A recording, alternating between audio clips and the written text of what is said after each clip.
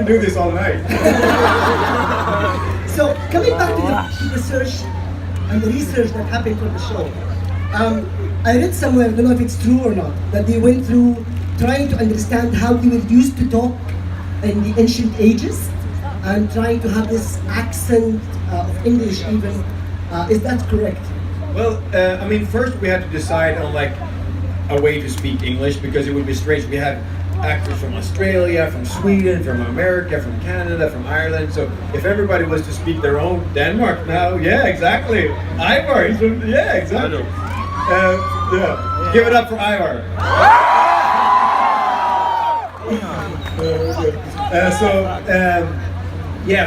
So we had to decide like on this accent, and then I think like over the years it kind of, because I did my thing, and then after a few years I felt like everybody started talking like Floki.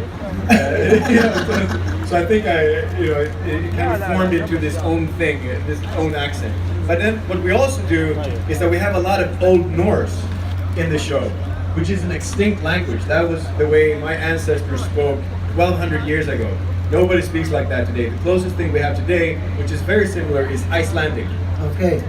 So there's whenever we speak that weird language, that is actually an extinct, real Old Norse language. But you told us about your preparation for the role, like the physicality and the movement.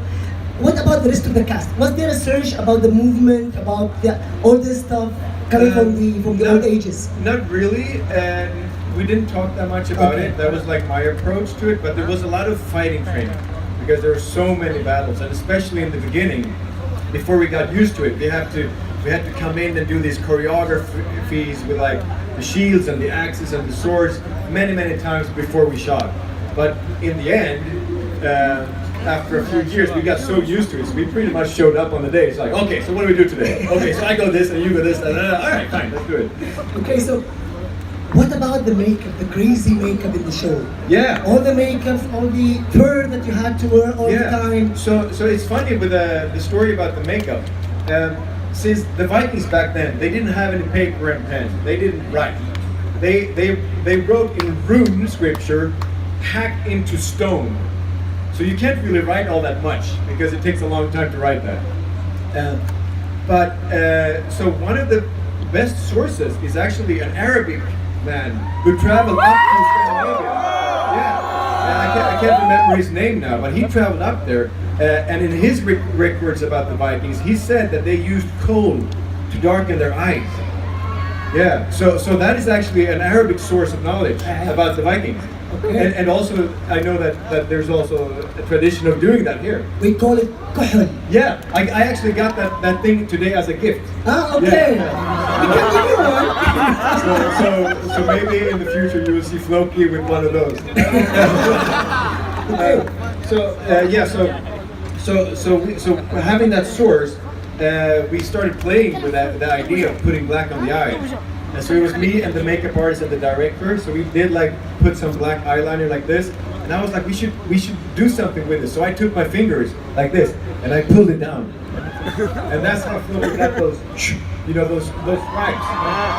And every time we did that makeup, he put it on, and I always pulled it down myself. So that's how we put it on every morning. Historically though, how accurate was the show? So did the writers stick to the historical events, it's accurate, or did they go to their imagination? 1.2% accurate. Okay.